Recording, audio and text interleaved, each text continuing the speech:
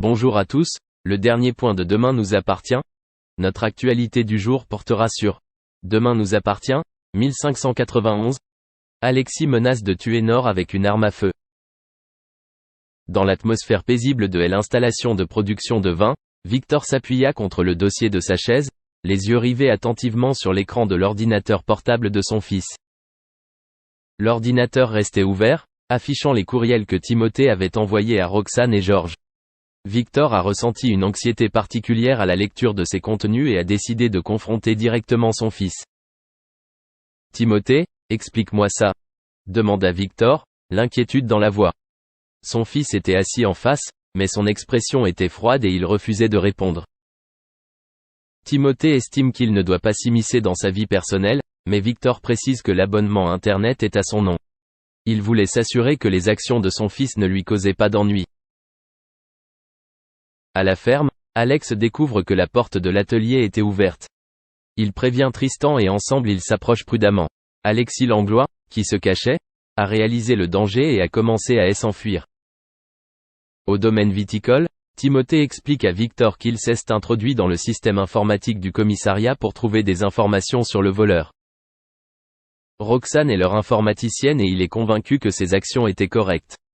Il a dit à son père qu'il avait postulé pour rejoindre la police, mais sa candidature a été rejetée parce qu'il n'avait pas de diplôme.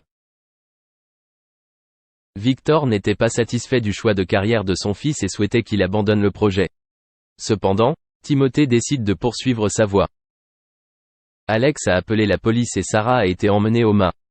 Dans l'atelier, elle découvre des gigoteuses et des sacs de sport contenant des costumes de Père Noël. Au Spoon, Étienne rencontre Manon, obsédée par son travail.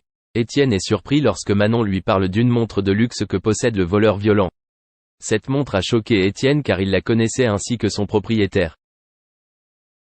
Non loin de là, à la cave viticole, Victor avoue son amour à Timothée, s'inquiétant pour son fils. Il admet qu'il a passé un mauvais moment et qu'il était préoccupé par la décision de Timothy.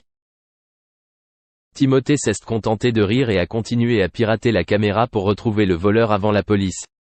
Victor était confus parce que les actions de son fils étaient contraires à la loi. Au commissariat, Manon annonce que la montre appartient à Alexis Langlois, évadé de prison. Martin décide de protéger la famille Curtis. Non loin de là, Nord a été kidnappé dans le garage par Alexis Langlois. Il menace de tuer Nord s'il ne récupère pas le coffre-fort.